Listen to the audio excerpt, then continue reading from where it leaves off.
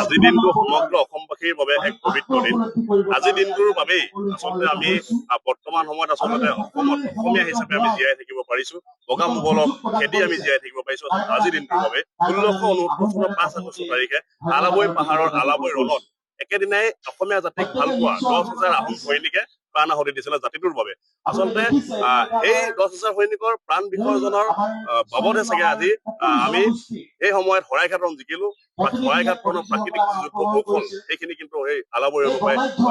শিকা হ'ল যাৰ বাবে আমি আচলতে শৰাইঘাটখনক মোগলক আমি খেদিবলৈ আমি সক্ষম হলো আৰু বৰ্তমান প্ৰেক্ষাপটত যদি আমি চাবলৈ যাওঁ বৰ্তমান সময়ত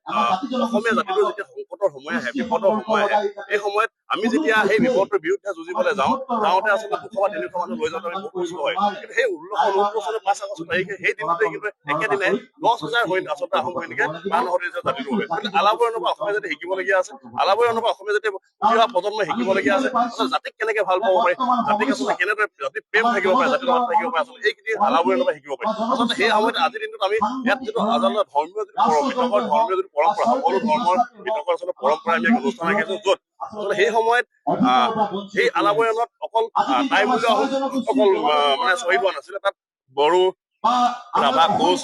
নাগা সকলো আচলতে জাতি জনগোষ্ঠী মিল হৈ আচলতে এখন ৰণ হৈছিলে যাৰ কাৰণে আমি আজি তলালঘৰত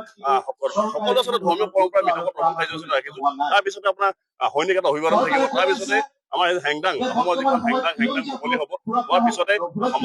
সন্ধিয়ালৈ সমগ্ৰ তলালঘৰত আচলতে চাকি জ্বলাই এই দিনটো স্মৰণ কৰা হ'ব গতিকে আমি এটা কথা আহ্বান জনাব বিচাৰো অসমবাসীক আজি এই দিনটো আচলতে অন্ততঃ 5 আগষ্টৰ দিনা সমগ্ৰ অসমবাসীয়ে যেন এগছি বন্তি জ্বলাই এই 10,000